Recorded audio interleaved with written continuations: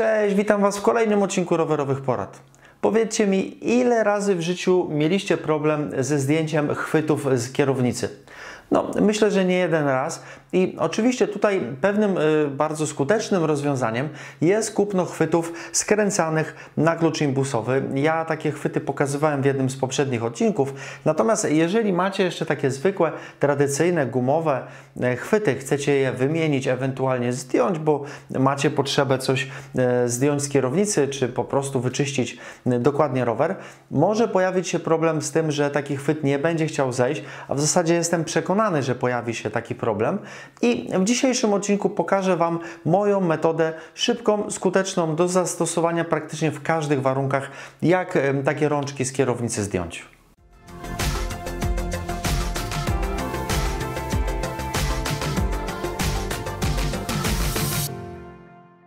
I jeszcze zanim zacznę, małe ogłoszenie parafialne. Ten Cube, którego tutaj widzicie z tyłu, jest to rower mojej Moniki i jest on do sprzedania. Jeszcze muszę tylko założyć z przodu hamulec, tutaj był mały przegląd robiony.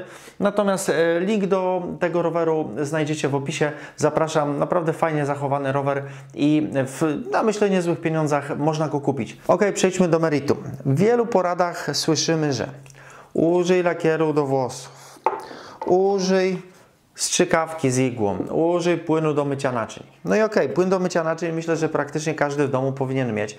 No ale znowu strzykawkę z igłą czy lakier do włosów, no nie jest to wcale jakieś takie powszechne. Dlatego ja proponuję Wam inną metodę, z której możemy skorzystać praktycznie wszędzie, gdzie tylko mamy dostęp do jakiegoś gospodarstwa domowego czy do ognia. Czyli będzie to prosty, zwyczajny wrzątek, jakiś tam pojemniczek, w którym taki chwyt zanurzymy. No i zobaczcie, jak bardzo fajny sposób można taki chwyt zdjąć. Oczywiście całą operację możemy zrobić bez zdejmowania kierownicy. Przydałaby się wtedy druga osoba, która nam ten rower podtrzyma.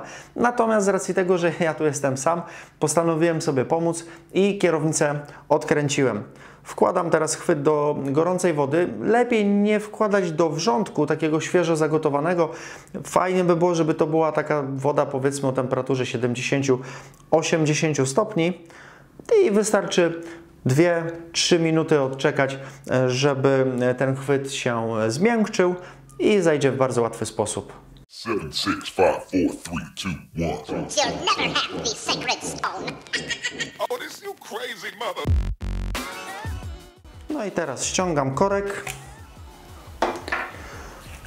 i ściągam chwyt. Niestety nie udało mi się go zanurzyć do samego końca, dlatego na samym końcu on tutaj jest jeszcze dosyć twardy. Jeżeli macie taką sytuację jak ja, czyli tutaj na górze nie udało się wymoczyć tego chwytu i robicie to na zewnątrz, można spróbować go lekko odchylić i wlać po prostu do środka trochę tej gorącej wody, ale tutaj spokojnie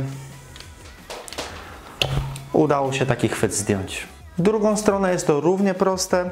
Moczymy chwyt w ciepłej wodzie, tak żeby nam zmiękł.